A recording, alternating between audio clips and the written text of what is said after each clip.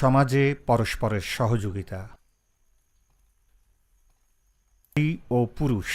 পরিবারে আমরা সবাই মিলেমিশে শান্তিতে বসবাস করি। মা বাবা ও ভাই বোন নিয়ে আমাদের পরিবার। কোনো কোনো পরিবারে দাদা দাদি ও অন্যান্য আত্মীয় পরিজন থাকেন। আমরা যেমন আমাদের মা বাবাকে শ্রদ্ধা করি, তেমনি তারাও তাদের পিতামাতাকে শ্রদ্ধা করেন ও ভালোবাসেন। একটি পরিবারে মেয়ে ও ছেলে শিশু সবাই সমান। সবারই শিক্ষা গ্রহণ করার অধিকার আছে। পরিবারের বিভিন্ন কাজে ছেলে মেয়ে সকলেরই অংশগ্রহণ করা প্রয়োজন। বর্তমান সময়ে নারী ও পুরুষ সবাই ঘরে ও বাইরে কাজ করেন। সবখানেই নারী ও পুরুষকে সমান চোখে দেখা উচিত। নারী ও পুরুষ উভয়ের সব ধরনের কাজ করার যোগ্যতা রয়েছে। আমাদের দেশের মোট জনসংখ্যার প্রায় অর্ধেক নারী ও অর্ধেক পুরুষ। দেশের উন্নয়নে নারী ও পুরুষের সমান অবদান রয়েছে। কাজেই নারী ও পুরুষের মাঝে কোনো বৈষম্য করা উচিত নয়।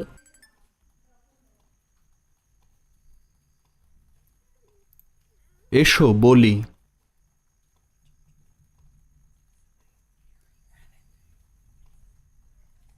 শিক্ষকের সহায়তায় শ্রেণীতে আলোচনা করো। সকল পরিবারে ছেলে ও মেয়ে শিশুকে কি একই সুযোগ সুবিধা দেওয়া হয়? শিক্ষাক্ষেত্রে কি ছেলে ও মেয়েদের সমান সুযোগ আছে? সকল ক্ষেত্রে মেয়ে ও ছেলে শিশুকে সমান সুযোগ দেওয়া উচিত কেন? এসো লিখি। নিচের টেবিলে প্রথম কলামে এমন কয়েকটি কাজের নাম লেখো যে কাজগুলো শুধু পুরুষদের করতে দেখা যায়। দ্বিতীয় কলামে কয়েকটি কাজের নাম লেখো যে কাজগুলো নারী ও পুরুষ দুজনকেই করতে দেখা যায়। তৃতীয় কলামে নারীরা সাধারণত যে কাজগুলোতে অংশ নেন সে কাজগুলোর নাম লেখো। কাজটি জোড়ায় করো।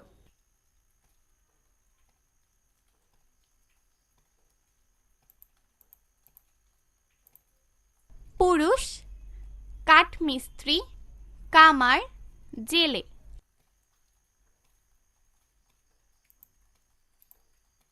নারী ও পুরুষ শিক্ষকতা, ডাক্তার, ব্যাংকার। নারী নার্স, গৃহকর্মী। আরও কিছু করি।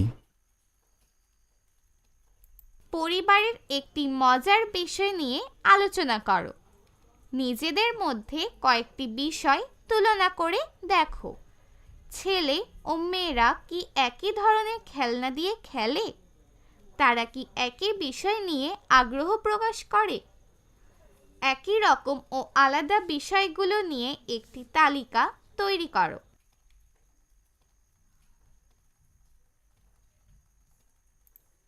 যাচাই করি।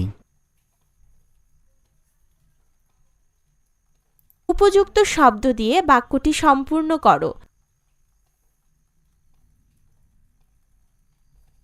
মানুষকে সমানভাবে না দেখাকে বলে বৈষম্য।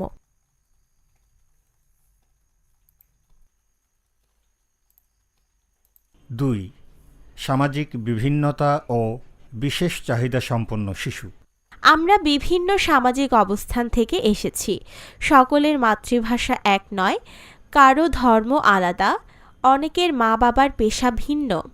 কেউ কেউ আছে যাদের পারিবারিক অবস্থার মধ্যে ভিন্নতা রয়েছে, যেমন অনেকে শিশু বয়সেই মা বাবার সাথে আয়মূলক কাজ করে, আর এ কারণে অনেকে বিদ্যালয়ে আসতে পারে না।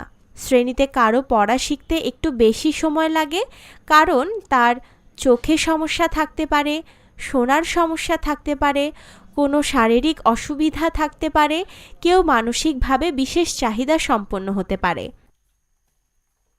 যারা এই ধরনের সমস্যায় ভোগে তাদের জন্য আমরা কি করতে পারি? আমাদের মনে রাখতে হবে যে কোনো শিশুরই এই ধরনের সমস্যা থাকতে পারে, কাজেই তাদের বিদ্যালয়ে আসতে উৎসাহিত করতে হবে। তাদের মনে কষ্ট দেওয়া আমাদের উচিত নয়। তাদের জীবন কিভাবে সহজ করা যায় তা আমাদের ভাবতে হবে। প্রয়োজনে আমরা সবাই সবার পাশে দাঁড়াবো এবং সহযোগিতা করব। এসো বলি। সামাজিক বৈচিত্র্য নিয়ে শিক্ষকের সহায়তায় শ্রেণীতে আলোচনা করো। এসো লিখি।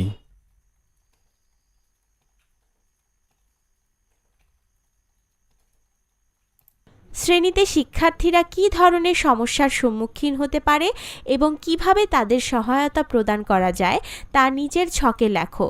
কাজটি জোড়ায় করো। সমস্যা: আমরা কিভাবে সাহায্য করতে পারি?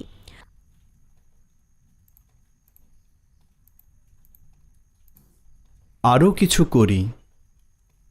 প্রতিদিন অন্যের জন্য একটি ভালো কাজ করার চেষ্টা করো। তারপর প্রতিদিনের সেই ভালো কাজগুলো ডায়েরিতে লিখে রাখো। যাচাই করি। বাম পাশের সাথে ডান পাশের বাক্যাংশের মিল করো। সঠিক হয়েছে।